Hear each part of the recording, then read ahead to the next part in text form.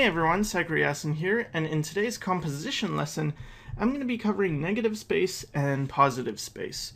So right now, I just have a blank piece of paper, and there's nothing negative or positive about it. But if I go ahead and I add like a black circle, now this black circle becomes the interest. If you just look at this page, most likely you're going to focus in on this black circle. And this becomes a positive space, and the area around it becomes negative space. So positive space is the thing, and negative space is the thing, the area around the thing. And in an image, it's really important to balance this. So here I have a portrait, I suppose, and it's balanced in a way that, it's pretty classical. You've got a fairly good amount of negative space and positive space. It's almost a 50-50 ratio, where there's 50% negative, 50% positive, and I usually don't like to do that too much, but for an image like this it works. And the reason it works is that you have an interesting shape here. If this was, just more plain and just split 50-50, it's usually not as interesting. Now, if I change the ratio, so now we've made the figure much smaller, it does become quite a bit more interesting. There's a lot more negative space, which means that your eye focuses on this character, and it almost feels, to me anyway, like this character is thinking. We're wondering, why is this character so small on the page? So your arrangement of negative space and positive space can really affect the mood or the feeling in a piece. So let's look at this one, and this one's pretty much split 50-50. And we have white on the top and black on the bottom.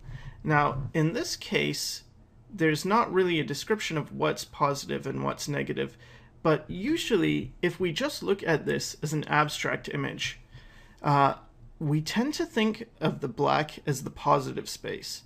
And that's because it's just how we see the world. If you imagine looking at outside and you see the sky, and it's much brighter than the ground. So we see this, and it's a somewhat okay feeling. You get a somewhat calm feeling.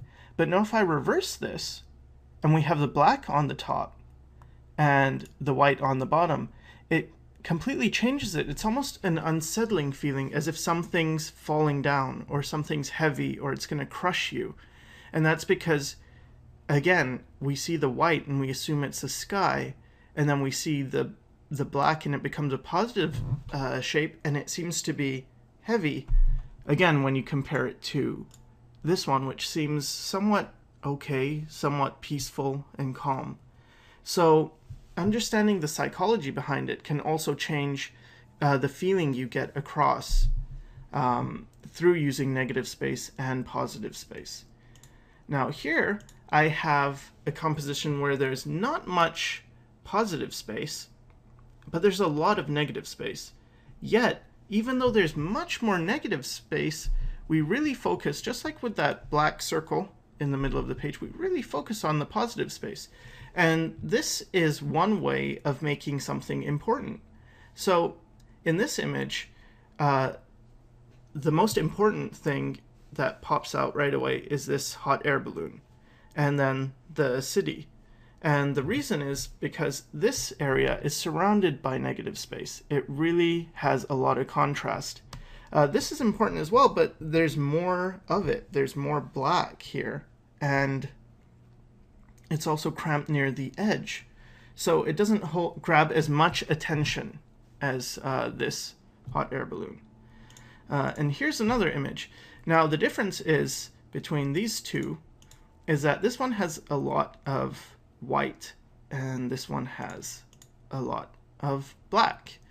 However, in both of these, there's a small amount of positive space. And in this case, the positive space would probably be this, I guess, satellite. And the negative space could be this whole planet. And the background, or the planet could also be the positive space. So it's really dependent on what you're looking at. You can have, for instance, an eye on a face, and as long as you're looking at the face as a whole, that eye is part of the positive space.